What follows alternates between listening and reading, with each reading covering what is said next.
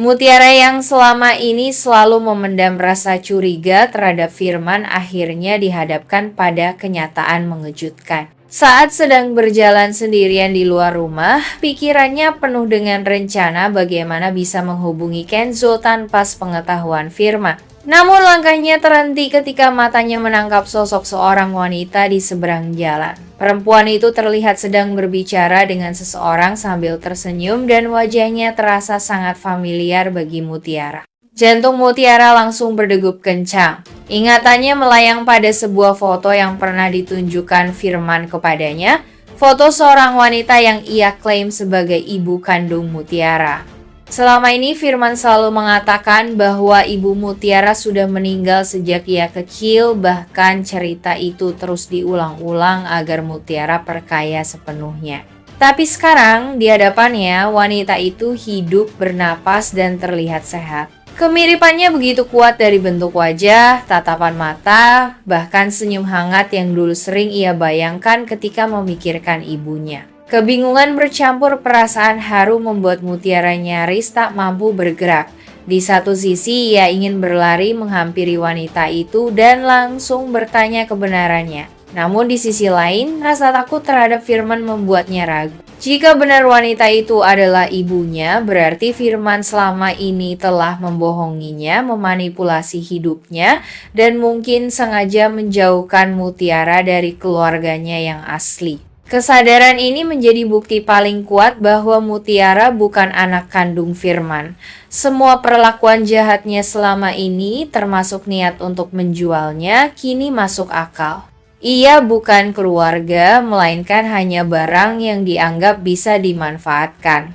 Air mata mulai menggenang di mata Mutiara, tapi ia tahu ini bukan saatnya larut dalam emosi. Ia harus berpikir cepat, mengikuti wanita itu secara diam-diam, mencari tahu di mana ia tinggal, atau langsung mencari cara untuk menghubungi Kenzo dan memberitahunya tentang penemuan ini. Mutiara kini berada di titik penentuan. Jika ia berhasil mengungkap kebenaran dan membuktikan bahwa Firman telah membohonginya, maka ia bisa memiliki alasan kuat untuk keluar dari neraka yang selama ini menjeratnya. Namun ia juga tahu bahwa satu langkah saja yang salah bisa membuat Firman curiga dan mempercepat rencananya yang berbahaya. Mutiara mulai merasakan ada yang tidak beres dengan sikap Firman belakangan ini.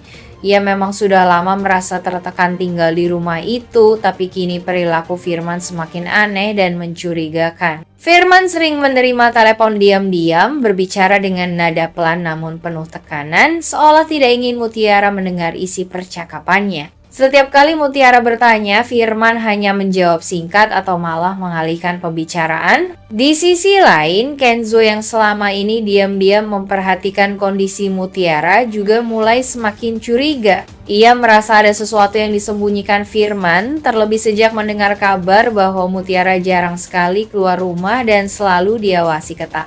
Kenzo bahkan sempat memergoki Firman bertemu dengan seseorang di tempat sepi, dan dari gestur tubuhnya terlihat jelas bahwa itu bukan pertemuan biasa.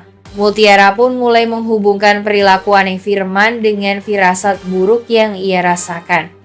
Kata-kata Kenzo yang pernah mengingatkannya untuk hati-hati kembali terngiang di kepalanya.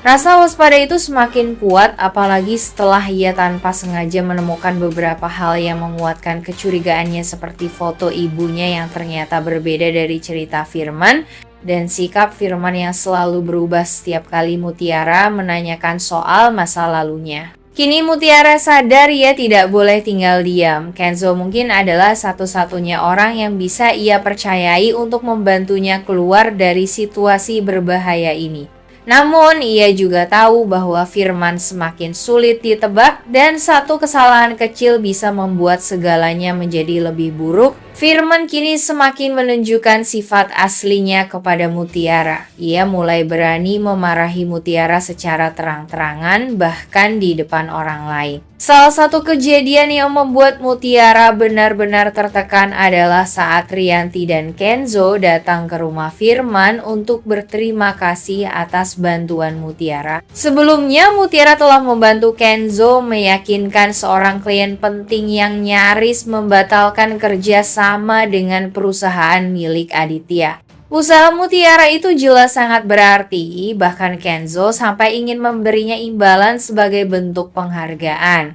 Namun, saat tawaran itu disampaikan, Mutiara dengan sopan menolak, mengatakan bahwa ia membantu bukan untuk uang, melainkan karena ingin melihat Kenzo sukses. Penolakan itu justru membuat Firman naik pitam. Di hadapan Rianti dan Kenzo, ia menegur Mutiara dengan nada tinggi, seolah perbuatan Mutiara adalah sebuah kesalahan besar. Firman bahkan menyindir bahwa Mutiara tidak tahu memanfaatkan kesempatan dan bodoh karena menolak uang. Rianti terlihat tersenyum sinis, seakan menikmati Mutiara dipermalukan, sementara Kenzo menatap dengan wajah kecewa dan khawatir. Bagi Mutiara, kejadian ini menjadi bukti lain bahwa Firman tidak pernah benar-benar peduli padanya. Perlakuan kasar itu menambah keyakinannya bahwa ia harus segera mencari cara untuk lepas dari kendali Firman sebelum semuanya terlambat.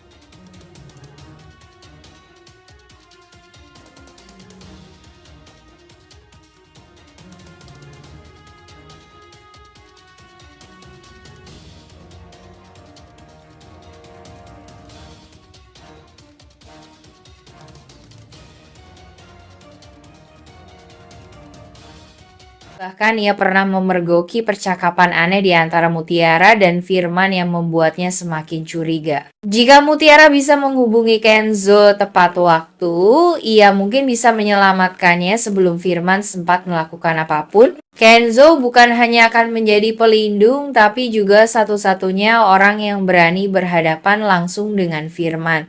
Waktu terus berjalan dan setiap menit yang terbuang berarti kesempatan selamat semakin tipis. Mutiara kini harus memilih tetap diam dalam ketakutan atau bergerak cepat mencari cara untuk memberitahu Kenzo dan mempertaruhkan segalanya demi kebebasannya sendiri. Karena sekali Firman berhasil melancarkan aksinya, tidak akan ada jalan kembali. Jika Mutiara terlambat bertindak, Firman mungkin akan lebih dulu mengeksekusi niatnya. Situasinya kini seperti balapan melawan waktu, di mana satu panggilan telepon ke Kenzo bisa menjadi perbedaan antara selamat atau hilang tanpa jejak.